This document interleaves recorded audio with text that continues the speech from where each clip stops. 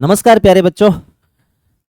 आज अपने मेवाड़ राजघराने का विवाद क्या है, कब से शुरू हुआ है, इसकी चर्चा करते हैं। देखो, मेवाड़ राजघराने का विवाद कब से शुरू हुआ।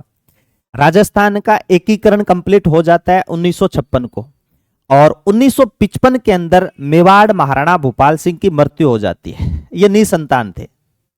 1955 में जब मेवाड़ महाराणा भूपाल सिंह की मृत्यु हुई थी, उसमें ये निसंतान थे, इनके कोई संतान नहीं थी। इन्होंने गोद लिया था बेटा, उस बेटे का नाम था भगवंत सिंह। और उससे पहले 1955 में महाराणा भूपाल सिंह ने एकलिंग ट्रस्ट की स्थापना की थी। अब जैसे ही भगवंत सिंह सत्ता पे 26वें संविधान संशोधन के तहत 1971 के अंदर जो इनको पेंशन मिलती थी, प्रिवी पर्स मिलती थी, वो समाप्त कर दी गई थी। उसके बाद में क्या हुआ, भगवंत सिंह ने मेवाड़ के अंदर रहते हुए जो प्रॉपर्टी थी उसको बेचना शुरू कर दिया, उसको लीज पे देना शुरू कर दिया था। इनके बेटे थे जिनका नाम था महेंद्र सिंह, बड़े बेटे।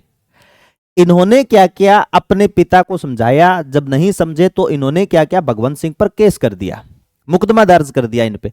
और जब मुकदमा दर्ज किया था ना भगवंत सिंह पर, तो हुआ क्या, भगवंत सिंह ने इनको प्रॉपर्टी से वंचित कर दिया और सारी की सारी प्रॉपर्टी का उत्तराधिकारी किसको बना दिया, अरविंद सिंह जी को। इनके दो बेटे थे, एक बेटी थी योगेश्वरी। अब प्रॉपर्टी का उत्तराधिकारी इनको बना दिया, तो कोर्ट में चला गया यह मामला। जब 2020 के अंदर कोर्ट ने फैसला दिया था, जिला कोर्ट ने फैसला दे दिया कि ये जो संपत्ति है ये 4 हिस्सों में बटेगी। 2 बेटे, 1 बेटी और 1 भगवंत सिंह, आप 4 हिस्सों में बटेगी।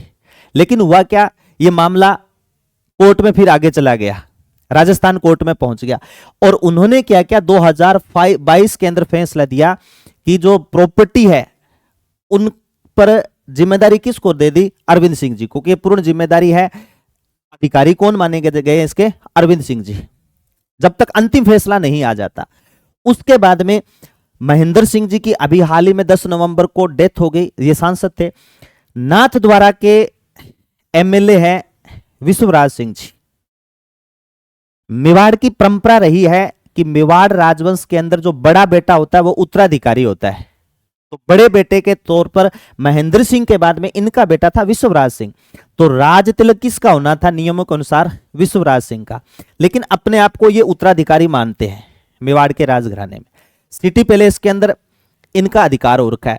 अब जैसे ही इनका राज तिलक हुआ उत्तराधिकारी के तौर पर, तो मेवाड़ की परंपरा है कि मेवाड़ के अंदर एकलिंग नाथ जी के जाकर के धोख लगा के आते हैं, उनके दर्शन करके आते हैं।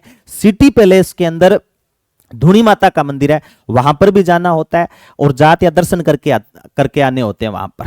हुआ क्या, इन्होंने सिटी पैलेस के दरवाजे बंद कर लिए थे, और जब सिटी पैलेस के इन्होंने दरवाजे बंद किए तो प्रशासन ने किसी न किसी प्रकार मनवा करके सिटी पैलेस के दर्शन करवाए थे। सिटी पैलेस के अंदर धूनी माता के दर्शन करवाए, किनको, विश्वराज सिंह को।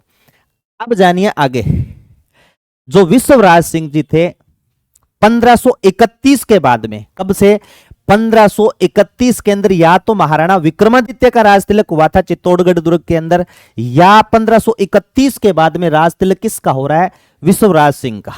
ठीक है, और कहां पर हो रहा है, फतेह प्रकाश महल में। फतेह प्रकाश महल चित्तौड़गढ़ के अंदर राज तिलक हुआ था। मेवाड़ की परंपरा रही है कि मेवाड़ के अंदर ऊंदरी गांव का जो भील सरदार होता था ना, वो अपने अंगूठे से रक्त निकाल करके राज तिलक किया करता था। मेवाड़ के अंदर संप्रदाय भी है। सलुम्बर के रावत जो थे वो भी अपने अंगूठे से रक्त निकाल करके राज तिलक करते हैं। सलुम्बर के देवव्रत सिंह जी ये जो राज तिलक कर रहे हैं, ठीक है, इन्होंने राज तिलक इनका किया, विश्वराज सिंह जी का। उसके बाद में ये आपके सिटी पैलेस में जाते हैं, सिर्फ 5 व्यक्ति जाते हैं, वहां पर दर्शन करके आते हैं। उम्मीद करता हूं तमाम बातें आपके समझ में आई होगी। धन्यवाद।